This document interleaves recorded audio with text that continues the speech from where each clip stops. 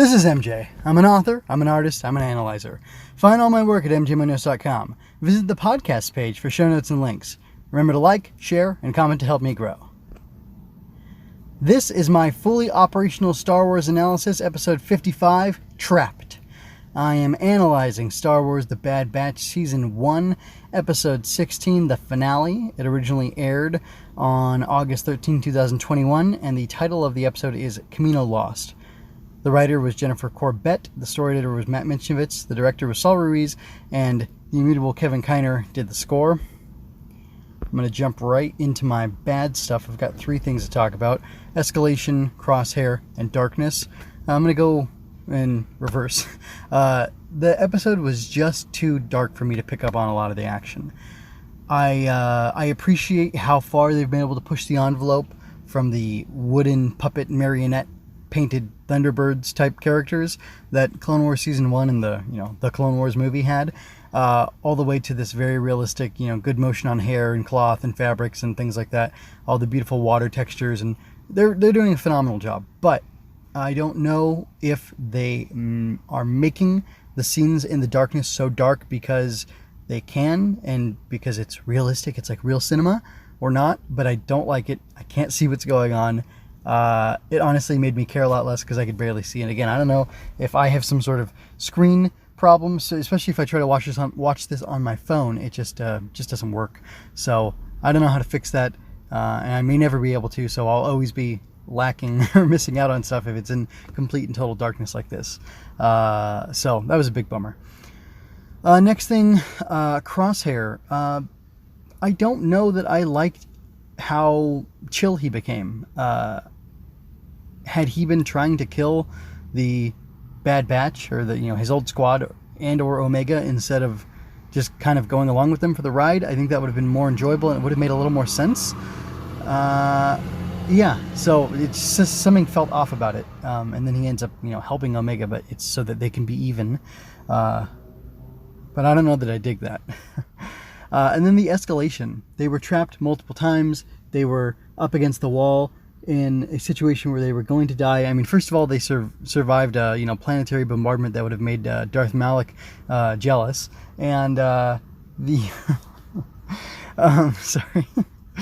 Man, I love KOTOR and KOTOR memes. Anyway, but yeah, so they survived that, and then they survived like 3 or 4 more situations where they should drown and die and be trapped and be unable to escape, and then they finally get it out. And it got a little exhausting. It was a little wearying, so I did not dig that. Moving on to the good stuff, the music was excellent. Because I couldn't see what was going on so much, I paid a lot more attention to the music, and I thought, man, this music's really good. It's atmospheric. It's moody. It's really carrying a lot of emotion and like really setting the tone for everything here, and I really enjoyed it. I have a deep subject to talk about, and that's Imperial betrayal. I have a little bit of a hard time understanding why Crosshair is, and I think his chip's out. Eckhart's Ladder is suggesting maybe his chip isn't out and it's actually in, and maybe they modified it and cranked it up and it stayed there, so he kind of lost all free will. I didn't actually listen to the video, I just saw the thumbnail, so I'm assuming that it's something along the lines he was going to say, which I think is a brilliant idea, and I think it would be really cool. It'd be an easy way to redeem him. Oh man, your chip was in all this time and you thought it was out? Pfft, no wonder. Here, let's remove that for you. Boom, you're all forgiven. Come back with us, dude. We'll be the Batter Batch now. But anyway, just the blindness that he has towards the Empire. He's praising them, and he's forgiving them bombarding the planet in the platform while he was on it, potentially killing him, because they were willing to do whatever needed to be done to get their job done, and he values that. I don't know about that, and I don't know if the betrayal of the Empire, at its core, that they're willing to be so cutthroat that they'll kill their own men, like Vader on a Star Destroyer, or like what's the dude from Rogue One who got killed by his own weapon, Krennic.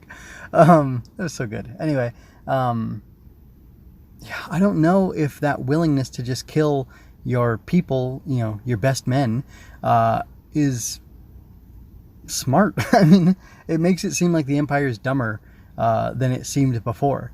And I don't know, it feels a little Sithy, so that's a good thing. It just, I don't know, it's an interesting thing to think about, this concept of betrayal within the Empire, especially because like they're willing to murder their own people in order to get done the Empire or the Emperor's goals, but you're a terrible traitor and deserve to be killed if you betray the Empire. So if you betray a betrayer, you're like worse than, you know, you're rebel scum.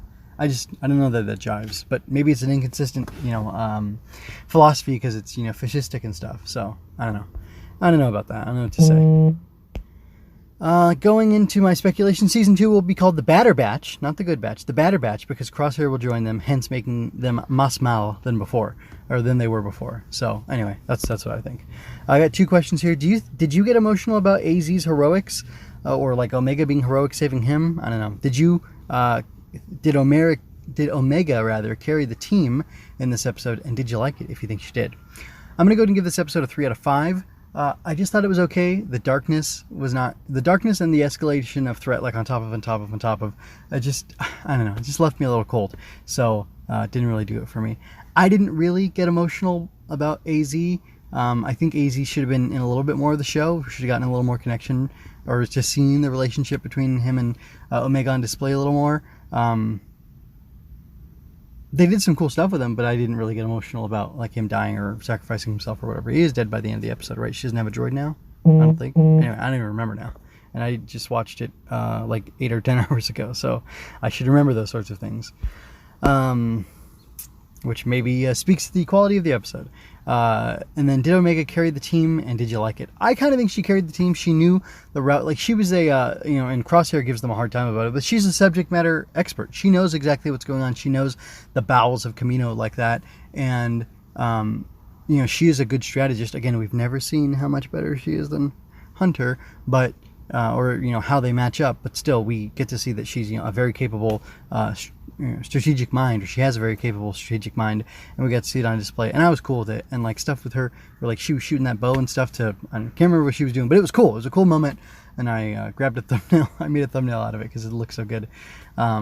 So I liked it personally, and I think like this was a really strong showing for her, and I hope this is the pivot point for her to be a much for her continued character growth. I haven't thought she's been bad. People say she's been Pollyanna-ish, and yeah, I guess she has been in the last couple episodes, and it hasn't really made sense, but the whole show is kind of bending that way anyway, so it's not like I can just blame. I mean, the show's made by people, and the decisions to make her Pollyanna-ish, or the Bad Batch themselves Pollyanna-ish, it's on them, but they're veering away from that, which I appreciate. So anyway, that's it for now. This concludes my coverage of the Bad Batch. I am going to be taking a little break as I wrap up. I got a bunch of comics to catch up on, which you'll find on Swinging Through Comics. And none of them are Star Wars. They're all Tokusatsu based. It's Ultraman and Radiant Black from Image Comics, and Ultraman is with Marvel Comics. So I've got those to catch up on. And then I think I need to resurrect a project that I was going to do like over a year ago, probably 2 years ago, for Star Wars stuff, just because I like the older stuff, and it's been a long time since I watched the film, so I might jump back into those and then do some other cool stuff. I have kind of some fun plans for myself. So anyway, stick around for that, but I'll probably take like a month off of Star Wars stuff, and then I'll get back into it later. Although I did see the Visions trailer. It looks really dope. It looks really cool. I'm excited about that show. Sort of. It'll be funky. I can't believe they let Studio Trigger do a show. It's going to be cray-cray, and and I think I'm going to enjoy that. So anyway, that should be a lot of fun. Look forward to that stuff, and look forward to my future past Star Wars stuff in the past. I have a lost episode 19, just as a clue for you, that I actually listened to the other day, and I was super boring. This is Star Wars. It's like, wow, what am I doing? What am I doing in my life? Anyway, so I'm going to probably basically scrap that episode and redo it. I'll still call it episode 19, and then we'll continue with 56 after that. So yeah, that'll be kind of weird, but it'll be cool. That's pretty much all I have to say. So I'm going to go ahead and get out of here. Thank you for your time and attention. I hope you enjoyed this. Check out my growing collections of analysis, art, and fiction. The bottom of the show notes might just feature a design relevant to the topic at hand. Click around and find out. You can also visit mjmunoz.com/support to see my latest designs and more. I welcome all forms of critique to improve my craft, so don't hold back any comments you have for me. I leave you with peace and blessings. This is MJ, signing out.